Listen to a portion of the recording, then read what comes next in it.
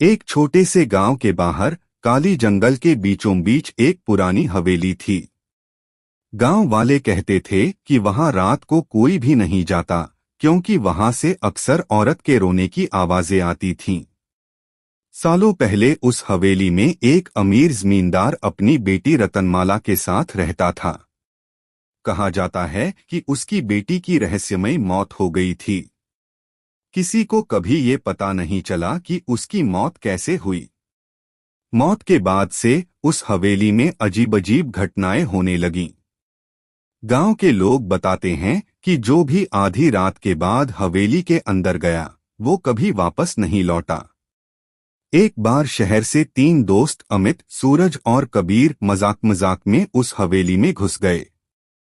जैसे ही उन्होंने हवेली का दरवाजा खोला, पुराना लकड़ी का दरवाजा ची की आवाज करता हुआ खुला।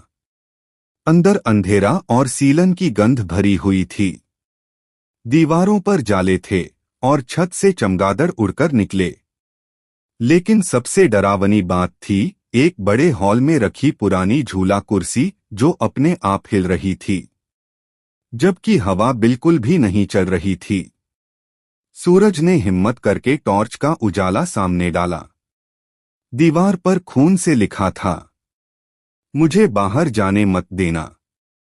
अचानक हवेली के पीछे से पायल की छनछनाहट सुनाई दी। धीरे धीरे वो आवाज पास आती गई। तीनों दोस्त डर से जम गए। और फिर अमित की टॉर्च की रोशनी में एक औरत की परछाई दिखी। उसका चेहरा आधा जला हुआ था और उसकी खाली आंखों से काला धुआं निकल रहा था। वो धीरे धीरे उनकी ओर बढ़ने लगी। तीनों चीखते हुए भागे, लेकिन दरवाजा अपने आप बंद हो चुका था।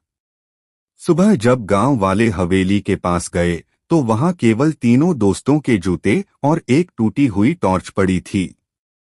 तीनों का कोई सुराग आज तक नहीं मिला। गांव वाले कहते हैं, रतनमाला की आत्मा आज भी उसी हवेली में कैद है और वो हर उस इंसान को अपने साथ खींच लेती है जो उसके रहस्य को जानने की कोशिश करता है। बताइए, क्या आप चाहते हैं कि मैं इस कहानी का अगला हिस्सा और भी ज्यादा डरावना सुनाऊं, जहां पता चले कि हवेली के अंदर असल में क्या राज छिपा है?